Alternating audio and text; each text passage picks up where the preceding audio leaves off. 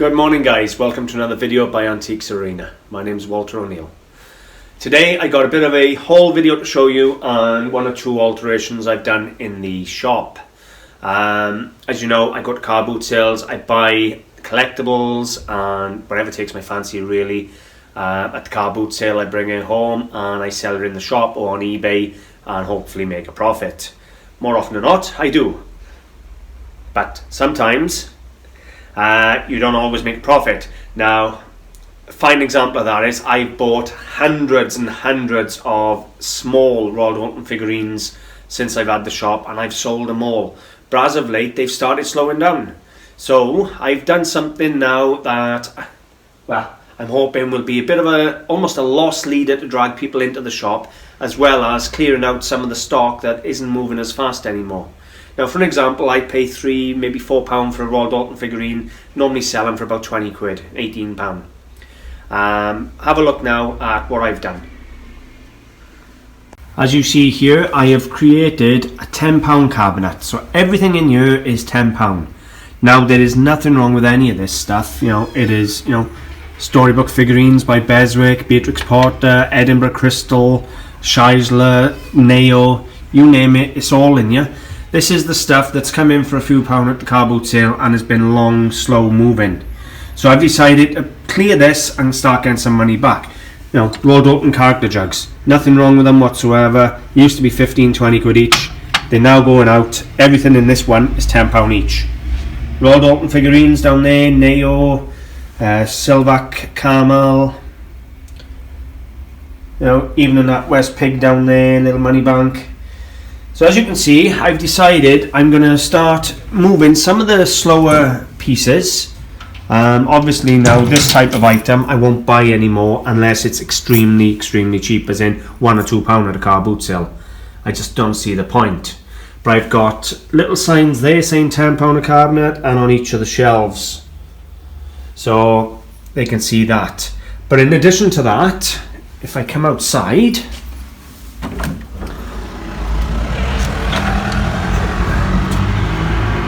there you go.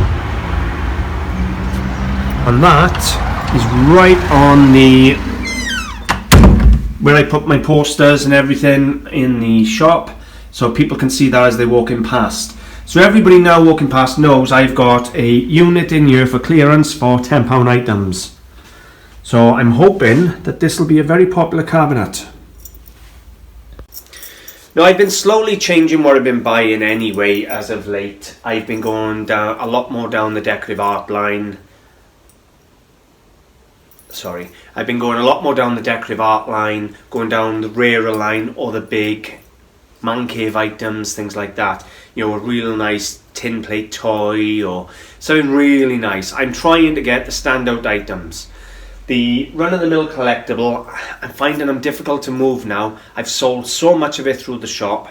As I say, I've probably sold 300-400 of these Royal Dalton figurines down here already in the 2 years I've been open. And I just don't want to put them on eBay. What's the point in putting something on eBay for £10 or £15? By the time I pay the listing fees, the commission and everything else, and the time involved to list it and pack it, it's just not worth it for me. I'd rather put them out there, £10 each, and use them now to draw people into the shop. Once people start coming in and seeing I'm selling Royal Dalton figurines for a tenner, they're going to come in by the droves. I'm going to probably struggle to keep that cabinet going.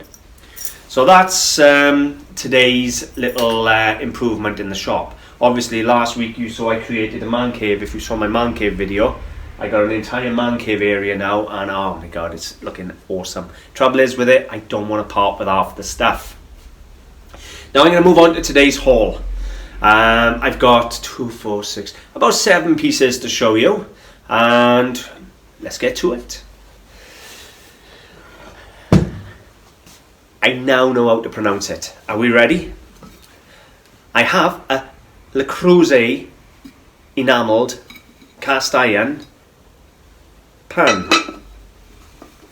fully stamped on there and around there. Now this is a used one. It has been used. I'm hoping to be able to clean it up as best I can. Everything's all stamped up.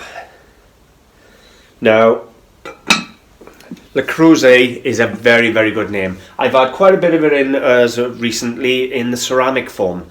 But as you saw last time I done a video and we were looking at eBay at some of the results, the ceramic ones were pulling money, but the real money was in the cast iron. And this little beauty cost me a £5 in Splott Market off Richard. It is literally stamped everywhere. It's stamped on there, it's stamped on there. Even the handle is... the wooden handle there has got Le Creuset. So, and the amount of people who corrected me, because last week I couldn't pronounce it, and everybody's been texting me and saying this is how you do it. And I saw Jeremy and Simon down the boot this last week, and Jeremy told me it's Le Creuset. So there we go, I finally got it, guys. But I rate that. That's an eBay item, to be honest with you. I'm going to probably bleach the inside, give it a damn good clean out then, and a few washes to make sure all the bleach and that's gone. Give it a really good clean. That's probably going to be a £50-60 on eBay. Gotta be, once it's cleaned. Nice weight to it, real good quality. Next piece we got is a bit of glass. Now, I'm not sure yet whether this is a bit of Wells or acrylic, but it is real nice. What can I say? Art Deco maybe? But I love the colouring, I love the shape. Look at the beautiful shape here, and it's got its original frog. Now, I paid a £5 for it from Splott again in Cardiff, and in perfect condition, £30 to £40. This one has got a tiny bruise that I missed. See over there? Only a bruise. Now, that'll teach me for not looking tidy when I'm buying, but sometimes you buy so fast. You know, if you're in a car boot sale, you've got seconds to decide, because there's somebody stood at the side of it waiting for you to put it down to buy it. Cost me a £5. With the bruise now, I'll probably get 15 to 20 quid. It's still going to be a profit, but it's not going to be as much as I wanted. Next piece isn't antique by any means. In fact, is it dated?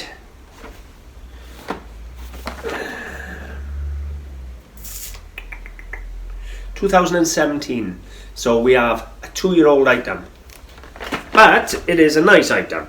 It's Star Wars, and it is Top Trumps game, Top Trumps match cards. So it's a brand new sealed game. Now Christmas is coming. I thought that's going to make a really good Christmas present. It's Star Wars, so it is collectible. I do have Star Wars buyers coming in the shop. I couldn't leave it there. It was £1. It's sealed. It's mint. Sorry guys, my phone fell off the unit. It was £1. I have no idea how much it cost new, but I bet that's probably a £30 toy new. So if I got 15, maybe even £20 for it, I'm going to look them up online later, but I'd comfortably ask 15 for it in the shop. It's brand new sealed, and I'm pretty sure I'd get £15 for it. Somebody will buy that as a Christmas present. For £1 in Bessemer Road in Cardiff last week, I weren't going to leave it there. It's good profit. It's not always about the antiques. Sometimes, you know, you buy where the money is. I don't want a second-hand shop. I want an antiques and collectible shop, and it is still Star Wars, which is fine by me, fits in lovely. Next piece I bought is a nice crystal ship's decanter. Now, you know I love crystal anyway. I only buy crystal normally if it is signed.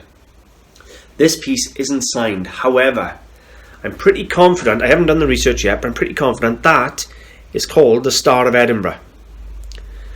That is the name of the pattern. So obviously it's done Edinburgh crystal. Pattern is the Star of Edinburgh, and I paid £8 for this ship's decanter. A ship's decanter in the Star of Edinburgh pattern should be up £60 to £80. So I weren't going to leave it there. That's an eBay item. Even though it isn't signed, it is a recognised pattern. So yeah, that's absolutely fine. £8, £55, £60, somewhere around by there, no problem at all, and it's mint. So I was really pleased with that. But obviously the only reason I got that is because it wasn't signed, and other people obviously didn't know or recognise the pattern. But Star of Edinburgh is a really good pattern to get. The other Edinburgh pattern you want is the Thistle. That pulls hundreds of pounds for a decanter. But the Star of Edinburgh is a good one. Right, next piece we got, guys, is this beautiful little brass letterbox. Really nice example. Nice thick brass, good weight to it, nice strong spring. It's got his bolts at the back. It is solid brass, and I'm trying to think what I paid for it. I think it was either £2 or £3. I can't quite remember a minute. And this one was Gay car boot sale on Sunday. Now it is a really nice looking piece. If you wanted to go and buy a brand new one of these, you're probably up £30–40. This has got a bit of age. I wouldn't say it's stupidly old. It's probably 30–40 year old, looking at the wear and the rust and things. But it's a nice quality item. Real nice look to it. It's going to be £20–25, no problem whatsoever. Even if I chuck 22 on it and took 20 quid, I'm making a really nice profit. And I don't mind usable things like this, door knockers, letterboxes, architectural pieces, things like that. I sell them all the time, no problem at all. Another piece of glass, guys. We have a bit of Maltese glass here. Now it's a nice example. It's not worth a fortune, it really isn't. It cost me £1 at Gay car boot sale. I had to have it. It's fully signed up on the base. There you go. Dated 1988, Malta, and I'm not sure whether that across the top is the patent name of the paperweight or whether it's an artist name. So I'm going to have to look it up. But as a signed Maltese paperweight, it's 10 or 12 quid. If that is an artist name, then it could be worth a lot more. But this work on at the moment is just a Maltese signed and dated paperweight. It's going to be at least a tenner in the shop here. I've got a shelf just behind me here. I don't know if you can see it, with all the prints, where it's all paperweights on there, and I do sell quite a lot of paperweights. For £1 for a signed paperweight, I won't leave it there. My final piece in today's video, guys. Some people are going to like, some people are not. Please do not send me nasty emails. I don't agree with it now. But we have an ivory figurine. Now, the law on ivory is it has to be pre-1947 to trade in it. Anything after that is illegal because of the the treaty on ivory and furs and endangered species. This is pre-1947. I would like to think it's late 19th century, maybe early 20th, but it's definitely a long way pre-47. Now, I agree. Poaching and using animals for things like this is totally wrong, and punish the people doing it now, fine, but this is a bit of history now. This is before we realised what we were doing. Now we got a beautiful carved figurine. Look at the quality of the carving on that. Now this is Indian, Krishna and consort, I think. Really, really nice. Now, one of the ways to tell ivory away from bone, I have done a video. If you want to search through my videos, you'll find I've done a video on identifying ivory versus bone and close-ups. But with bone, you're looking for little black marks, veins and blood vessels. With ivory, you're looking for cross-hatching. But anyway, there you go. That's my final piece. Now I bought this privately from an antique dealer I know. He bought it very right, and he sold it to me for £20.